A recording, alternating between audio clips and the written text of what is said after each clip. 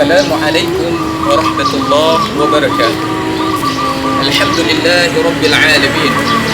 Wassalatu wassalamu ala asyrafil anbiya'i wal mursalin wa ala alihi wa sahbihi ajma'in. Qala Rasulullah sallallahu alaihi wasallam, kam min sha'imin laysa lahu min siyamihi illa al-ju' wal 'atash. Ma'asyiral muslimin yang dimuliakan oleh Allah Subhanahu wa taala. Tiada terasa hari ini kita sudah memasuki puasa yang ke-9. Kita bersyukur kepada Allah karena kita telah menjalani hari-hari yang penuh dengan rahmat. Karena dalam sebuah hadis Nabi disebutkan bulan Ramadan itu dibagi kepada 3 bagian. 10 yang pertama itu adalah hari-hari rahmat, kasih sayang Allah Subhanahu wa ta'ala. Dan hari-hari yang 10 pertengahan adalah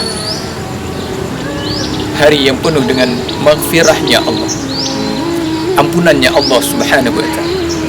Dan hari yang ke-10 terakhirnya adalah itqum minan nar.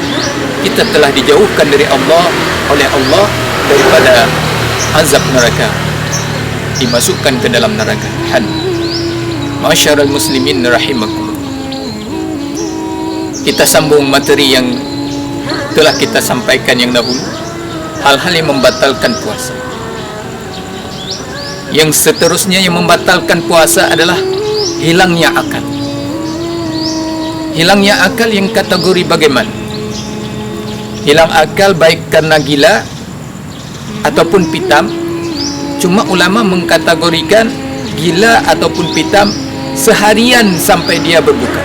Semenjak dia mulai berpuasa di pagi hari sampai siangnya, seharian dia pitam ataupun gila, maka hal itu membatalkan puasa. Seterusnya yang membatalkan puasa adalah berbuka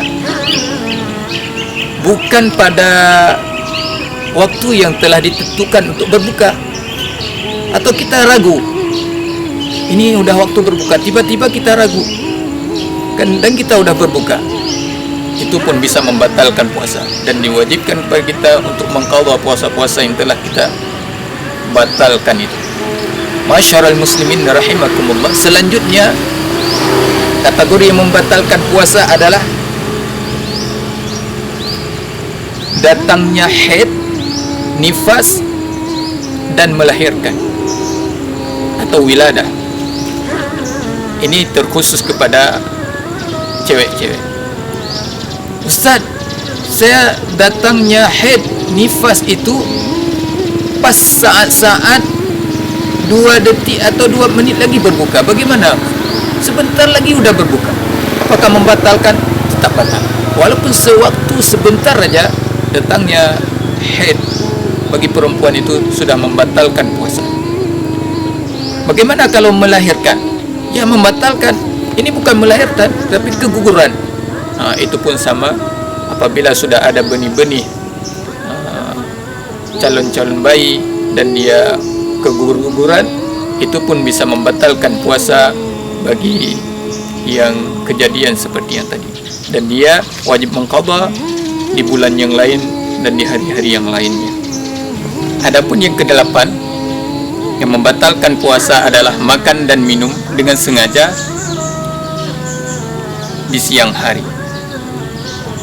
Apabila kita melakukan makan dan minum dengan tiada disengaja, itu tidak membatal. Ini makan dan minum sengaja walaupun sedikit, itu bisa membatalkan puasa kita. Dan yang terakhir, yang ke-9 yang membatalkan puasa adalah murtad. Apa itu murtad? Murtad itu seseorang menyatakan dengan lidahnya dengan sungguh-sungguh keluar dari Islam, atau bisa saja perkataannya ataupun perbuatannya yang sudah mengeluarkan dia dari Islam. Hal itu telah membatalkan puasanya walaupun hanya sebentar. Setelah itu dia masuk, itu sudah membatalkan dan dia sudah wajib mengqadha puasa yang dia tinggalkan atau batalkan karena sebab-sebab. Kenapa kita membahas ini ma'asyiral muslimin? Karena Nabi telah menyebutkan betapa banyak min shaimin, daripada orang-orang berpuasa, laisa lahu min siyamihi, tidak mendapatkan apa-apa dari puasanya, tidak mendapatkan pahala atau balasan di sisi Allah daripada puasanya, illal ju' wal atas, kecuali mereka cuma capek-capek tahan lapar dan dahaga saja.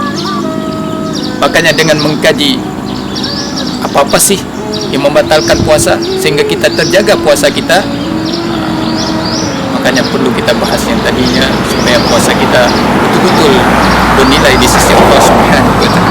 Masyarakat muslimin, ada sebuah pertanyaan dari hamba Allah juga ini. Ustaz, bagaimana hukumnya berpuasa tapi tidur seharian? Apakah sah puasa kita? Masya Allah, biasa pertanyaan ini sudah jadi kita lakukan pasti bulan puasa adalah kita tidur. Apalagi ada sebuah hadis menyebutkan naumus shaum al ibadah, tidurnya orang yang berpuasa adalah ibadah. Sehingga kita beribadah dengan tidur seharian. Apakah membatalkan puasa? Kalau kategori membatalkan, ulama telah menjawab tidak batal puasa walaupun setelah dimulai dari subuh, setelah solat subuh dia tidur seharian sampai berbuka, itu tidak membatalkan puasa. Cuma ulama menyebutkan hal yang demikian sebaiknya ditinggalkan atau makruh hukumnya. Sebagaimana dalam sebuah ayat Al-Quran surat Al-Mu'minun disebutkan, A'udzu billahi minasy syaithanir rajim. Bismillahirrahmanirrahim. Qad aflahal mu'minun alladzina hum 'anil laghwi mu'ridun. Sungguh akan berjaya, akan memperoleh kemenangan, mendapat pahala balasan di sisi Allah, surga bagi orang-orang yang mukmin. Siapa mereka? Alladzina hum 'anil laghwi mu'ridun.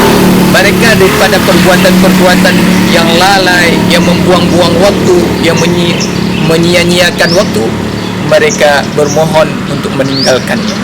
Makanya sebaiknya di bulan Ramadan kita manfaatkan betul-betul waktu kita untuk beribadah kepada Allah, tidak kita perbanyak tidur kita. Wallahu a'lam bis-shawab. Billahi taufiq wal hidayah. Wassalamualaikum warahmatullahi wabarakatuh.